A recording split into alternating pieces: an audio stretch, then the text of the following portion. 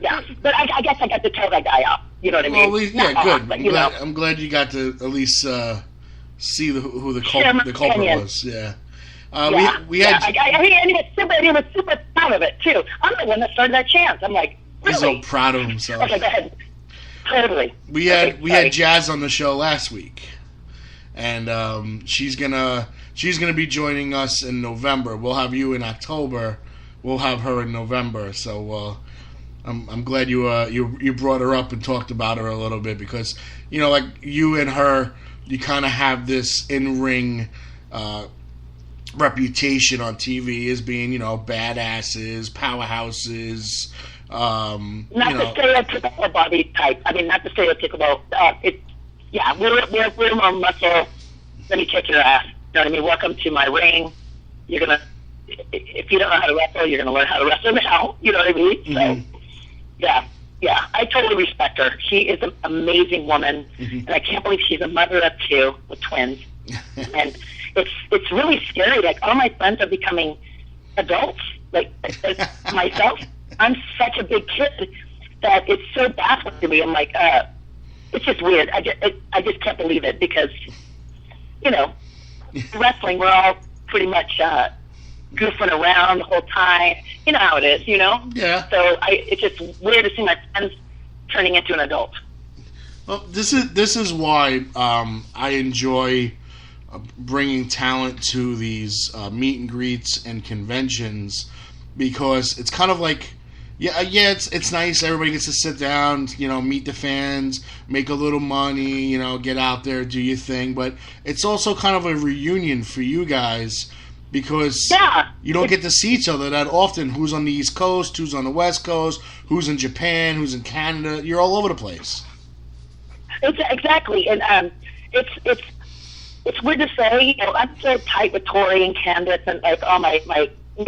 I've always made effort to at least text or something like that with Michelle McCool, and it is like a reunion. We don't get to see each other because life gets in the way, So when we hear about these, appearances, I always have to Google it and say who's there, because who do I want to see? You know what I mean? Right. And it's not just about money. It's not it's not like we're making millions of dollars on these. You know what I mean? It's for fun. I do like talking to the fans, and I usually get yelled at for talking too long because other people are in line. They're in line to get them out, and I'm like, I can't shut up.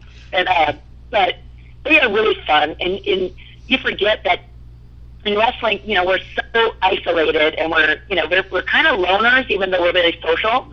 But you don't realize what you've done in the business. I just got a tweet. This young boy made a huge video of me and wanting me to get in the Hall of Fame, which I'm like, if it happens, it happens. If it doesn't, I'm not hurt. I know what I've done. And, and this video, I didn't realize what I've done in the business. It was just a reminder. I forgot this match. Oh my gosh, I don't remember doing that. And at the end, I did a speech at the, saying goodbye. And my eyes got a little watery. I was like, oh my God, it seems like yesterday. It's just, I can't believe how time goes by so fast. See, it only seemed like yesterday that you kicked Candice Michelle in the face and broke her nose. Yes, exactly. Hey, that's what I do. And also, like, it's weird. When we do these appearances, you forget what you do and what you've done for the business. Like, the fans will remind you and say, oh my gosh, the worst thing is when they say, I used to watch you when I was a kid, which happens to me a lot. I'm like, great, thanks. But they're like, no, seriously. And I'm like, it's I don't think we take it for granted. It's nice to get that positive feedback and be appreciated for our hard work. You know what I mean? So it's not like, yeah, kid. Next autograph. I'm maybe there's some people like that. I'm not like that. It's really nice to get, good feedback and just to talk to them, because they're the ones that pay my bills. They're the ones that make me want to come back and wrestle and do the best I can just to get a reaction out of them. No, absolutely.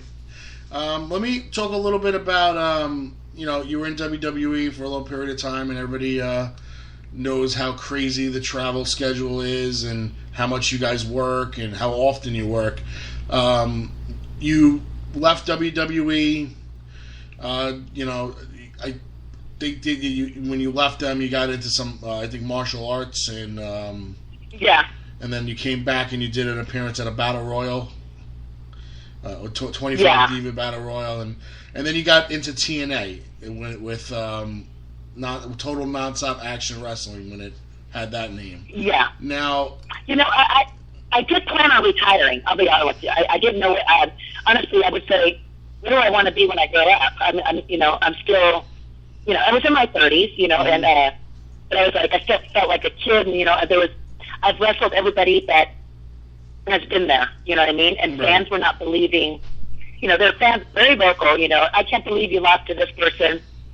And even though Santa Claus is fake, you don't want to hear someone say, Santa Claus is fake. This is entertaining, but I still want that fan to believe my match. I want them to feel and be emotionally connected. Right. So when I did, that was, they were super nice about it. Anything, Vince, Stephanie, and Johnny Ace, they were, is there anything we can do for you? And I go, just one last match. That's all I'm asking.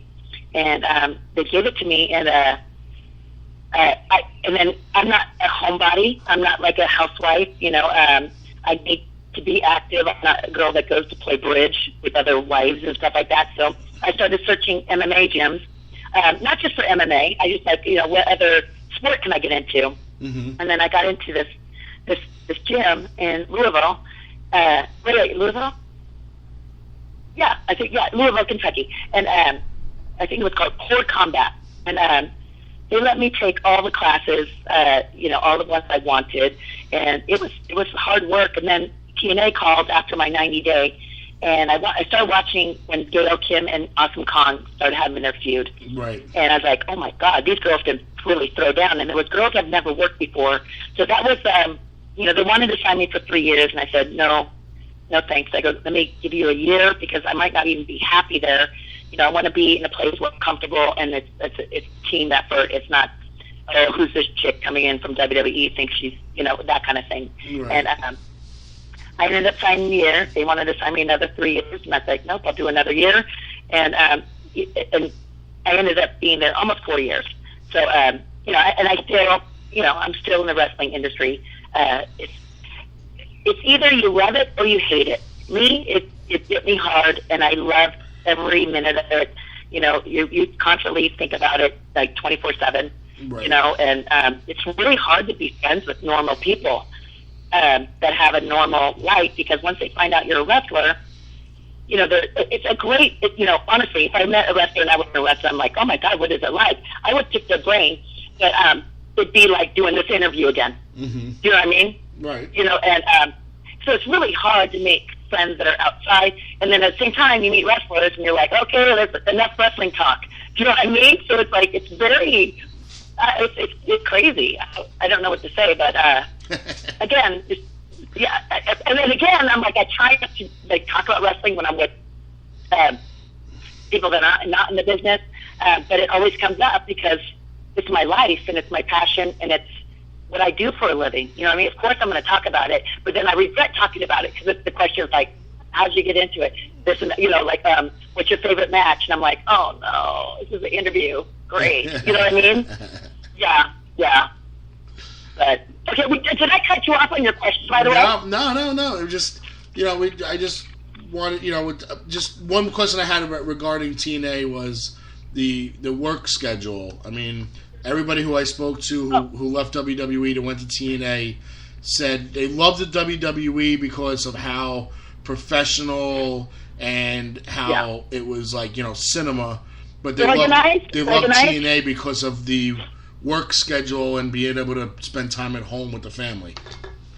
Yeah, and also doing independent matches, you know what I mean? Right. Because a lot of indie guys are getting signed, indie girls, and you always want to get back to your roots, like wrestle some like independent wrestling functions, or shows, and that allows them to do it. But the big difference is, there's a big pay cut, so the people that are there, obviously you have to know that they love the business and what they do, because you're not going to retire in TNA. I'm just saying, but let you do other things, and yeah, if you have a family, you get to spend more time.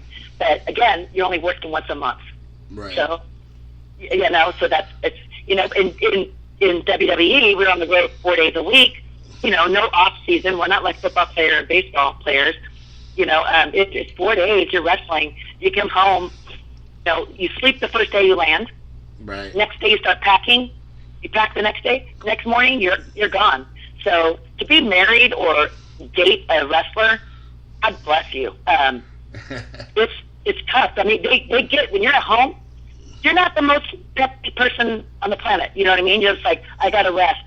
Oh my God, my body hurts. I need, I got to go get my hair done, my hair extensions. I still got to go to the gym. So it's very difficult. I mean, the people don't understand. It's not just a 9-to-5 job. It's 24/7. Right. You constantly have to think about it and how to get better in the ring. And it's also for girls. It's looks too. You got to maintain your looks. Right. And it's just tough. If I had a daughter and she said I want to be a wrestler, I don't think so. I'm gonna push college just because how many funerals, my anniversary. I'm divorced now, but like my anniversaries, birthday, everything. You don't get to spend time with your family, so your family becomes wrestling. Right. They tell you we're like a family. Family first, but they don't tell you in the contract your family is wrestling.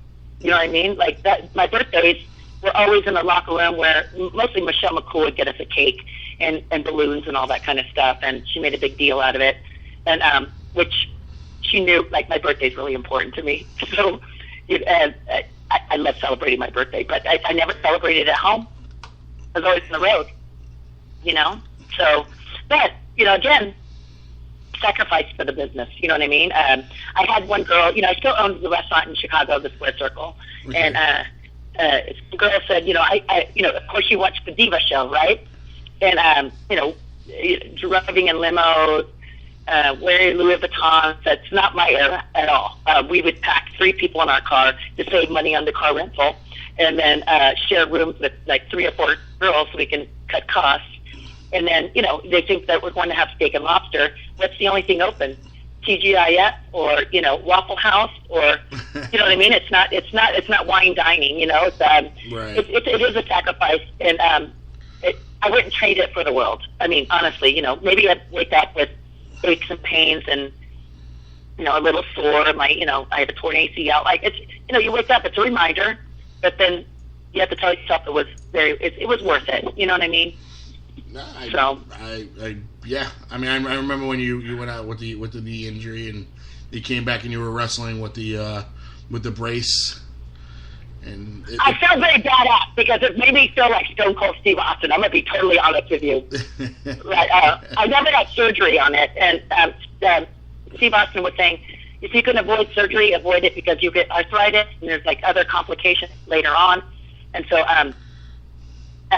when I went to the doctor in Alabama, he said, wow. He goes, I never not recommended surgery because it's a good thing you have thick legs. And I go, you mean muscular legs? And he goes, yeah, that's right. And I go, dude, that's what protected me was, I still have a torn ACL, but I still lift the same. That's why I had a second opinion. I go, if I'm still sprinting and I'm still doing all the squats and all that, how's my ACL torn?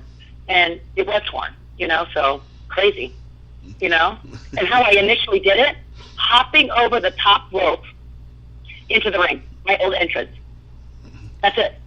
That no move. Freak things. Yeah. Freak things. Yeah. So, well, you mentioned your restaurant, so we'll talk a little bit about Lisa away from wrestling. Do you have just a restaurant in Chicago, or you have a second one as well?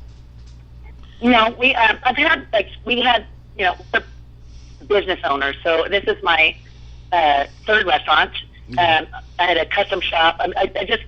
That's just how, my ex-husband was a business guy. I was the face. I brought customers in. I was a people person. So, running our own business is kind of part of my upbringing. My dad, my mom owned their own business. I was always raised around, them being their own boss. you know, and I still own it. I'm still